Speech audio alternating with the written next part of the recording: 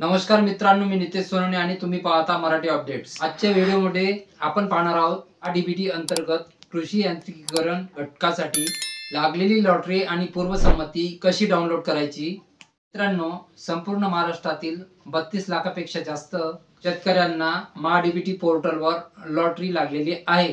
काहींना ट्रॅक्टर, काहींना तुषार सिंचन, काहींना ठिबक, तर काहींना कांदा चाळ यासाठी निवड झालेली आहे। अनेक शेतकऱ्यांनी आपले डॉक्युमेंट्स अपलोड केलेले आहेत। असं आहे, पूर्वसंमती आली का नाही, ती कशी डाउनलोड करायची, तर चला संपूर्ण प्रक्रिया लाईव्ह पाहूया।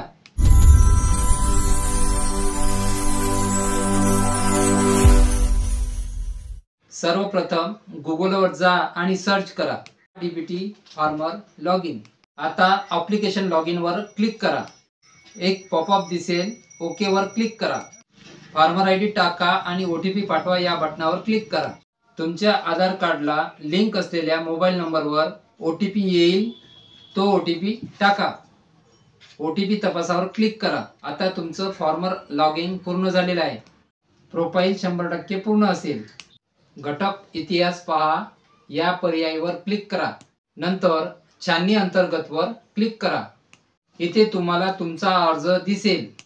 पूर्वसंमती आली असेल तर तिथे पूर्वसंमती असा पर्याय दिसेल।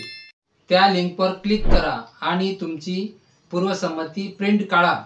आता या पूर्वसंमतीच्या आधारे तुम्ही तुमचा ट्रॅक्टर, ठिबक, तुषार सिंचन किंवा संबंधित घटक घ्यायला पुढे जाऊ शकता।